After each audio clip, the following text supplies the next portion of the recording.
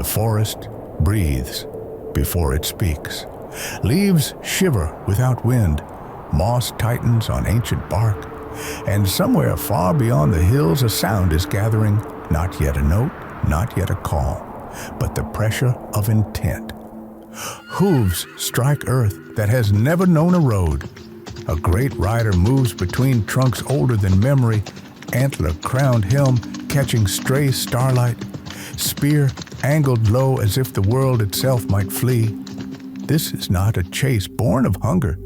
This is the hunt as rhythm, as warning, as promise.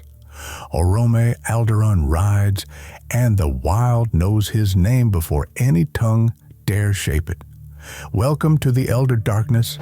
On this journey we follow the power of Oromë Aldaron, the hunter of the Valar, lord of forests, and, depending on who you ask, the loudest alarm bell Arda ever produced. You might find yourself somewhere in the story, perhaps in the trees, perhaps in the saddle, perhaps wondering why every truly epic entrance needs a horn.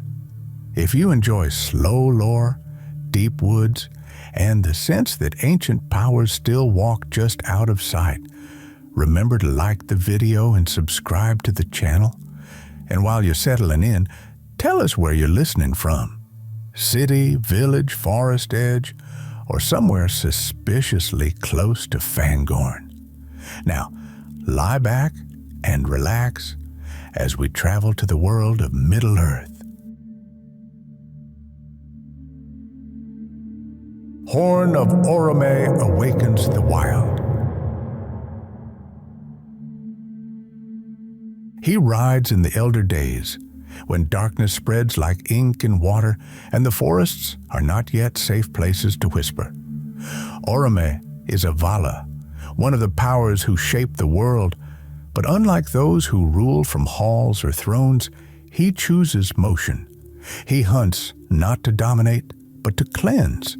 His spear strikes creatures twisted by Morgoth's shadow, and his horn, Valaróma, splits silence with a sound that does not merely travel.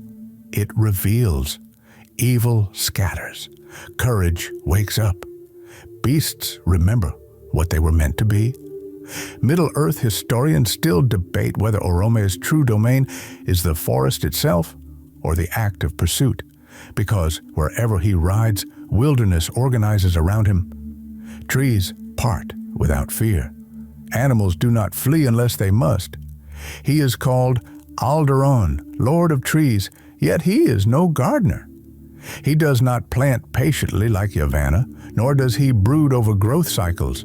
He protects the wild by moving through it, keeping it alive through danger. The hunt in his hands becomes maintenance. It is Orome who first finds the Elves after their awakening at Cuiviénen, not through diplomacy, not through gentle song, through thunder. The sound of Valaróma rolls across the waters and hills, and the newly awakened Firstborn hears something that terrifies and fascinates them in equal measure. Some flee, some hide, and some, braver or simply more curious, follow. That choice fractures history. Those who trust the sound begin the great journey west. Those who fear it remain, and their descendants will shape Middle-earth in quieter, lonelier ways. One horn note, and the fate of peoples bends. Here's the quirky tidbit most casual fans miss. Orome is one of the very few Valar who actually enjoys Middle-earth as it is, incomplete and dangerous. While others prefer the safety of Aman, he keeps returning east, riding the borders of shadow.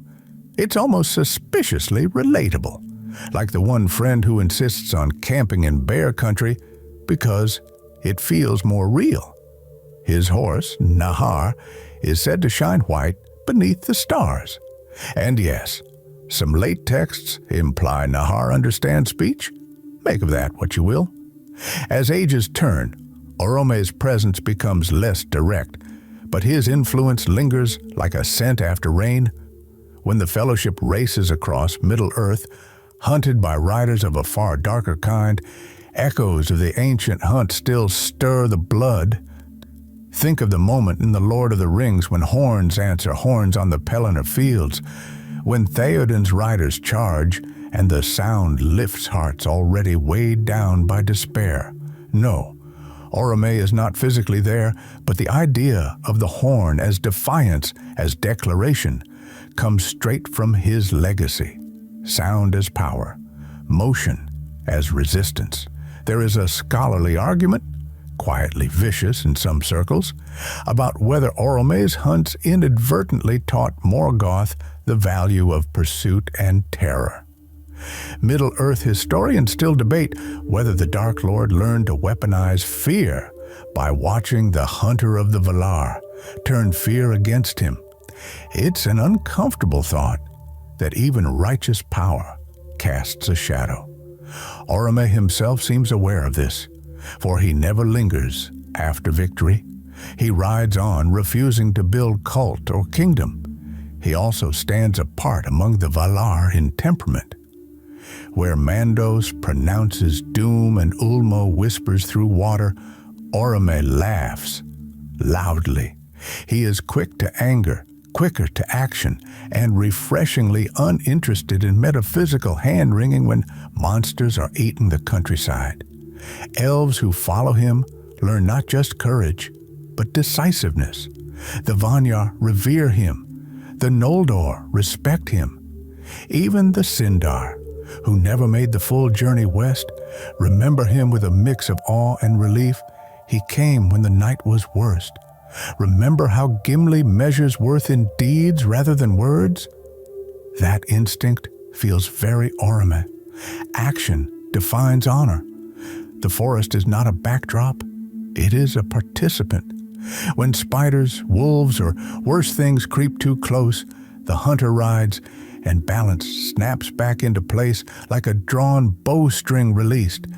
Yet even in this age of thunder, a quiet truth hums beneath the hooves. Orome cannot be everywhere. His power is vast, but not infinite. Every hunt implies something else is left unattended. And so even as he rides in triumph, shadows learn patience. The world grows wider, more complex, and more dangerous than any single rider can fully tame. The horn fades into distance. Leaves settle. Somewhere, an elf child tells a story about a god who rode through trees like lightning. Somewhere else, a darker thing listens and waits.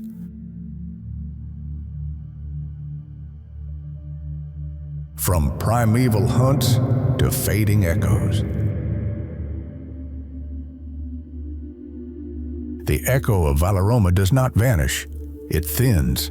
As ages pass, Orome rides less openly, and Middle-earth learns what it means to miss a guardian without ever fully losing him. The forests still stand, but they grow wary. Paths twist, shadows learn new tricks.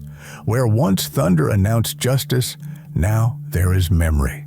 And memory, like a fading scent, can guide or mislead depending on who follows it. Orome's power in later ages works indirectly, through inheritance rather than presence. He does not stride into the Third Age to chase orcs across Rohan, tempting though that mental image may be. Instead, his influence survives in cultures that value the hunt as stewardship rather than slaughter. The Rohirrim, horse lords of the plains, carry a faint echo of his spirit. Riders bound to land, horns used not just for war, but for warning and rally. When Theoden lifts his horn before the ride of the Rohirrim in The Lord of the Rings, it is more than battlefield theatrics. Sound again becomes courage made audible. The old language still works. Middle-earth historians still debate whether Orome's withdrawal was a choice or a necessity. Some argue the Valar, bound by earlier mistakes, intentionally stepped back to allow the children of Ilúvatar to shape their own fate. Others suggest something sadder, that the world itself grew resistant to divine footfalls, that too much power pressing too often leaves cracks. Orome, ever the practical one, may simply have recognized diminishing returns. A hunter knows when the forest needs silence more than hooves. There's a fringe tidbit tucked into obscure notes. Orome is said to dislike enclosed spaces, halls, cities, even well-ordered realms make him restless. If true, it explains why his spirit resonates more with rangers than with kings. Aragorn, moving unseen through wild places, protecting roads without ruling them, feels closer to Orome's philosophy than to any throne-bound power. Remember how Aragorn listens before he speaks, watches before he strikes? That's hunt logic, patience learned from trees. As darkness rises again at the Third Age, the forests respond in subtler ways. Fangorn stirs, trees grow watchful, creatures sense that the old protections are thinning. The Ents are not Orome's creation, that honor belongs to Yavanna, but their willingness to march, to hunt Saruman through his own industrial nightmare, echoes Orome's creed. When the wild is threatened, movement is required. The hunt becomes collective. No horn sounds, but the ground still trembles. Orome's absence also leaves room for corruption of the hunt itself. Orcs hunt for cruelty. Wargs hunt for domination. Even men sometimes forget restraint.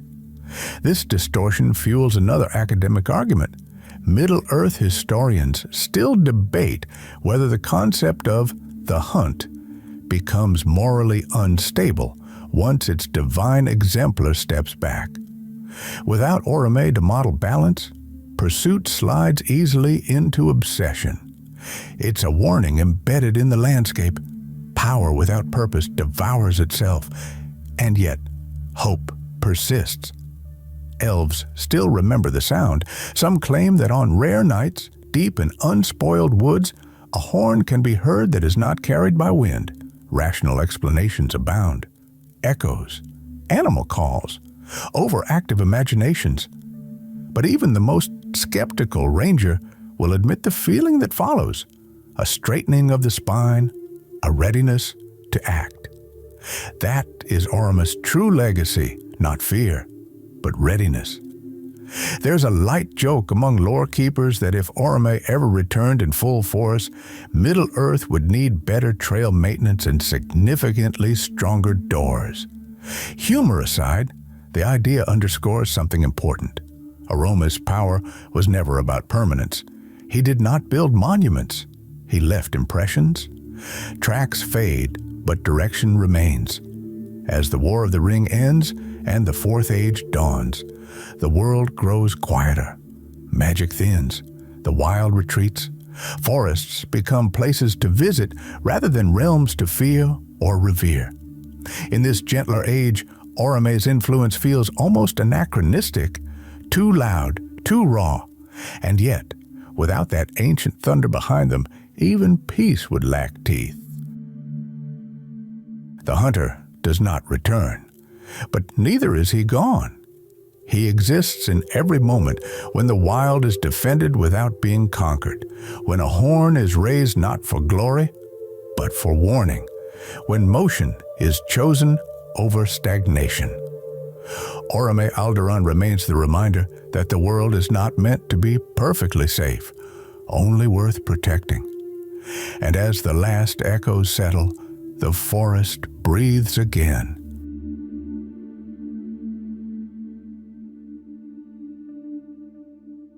The sound fades slowly now, stretching into silence rather than breaking it.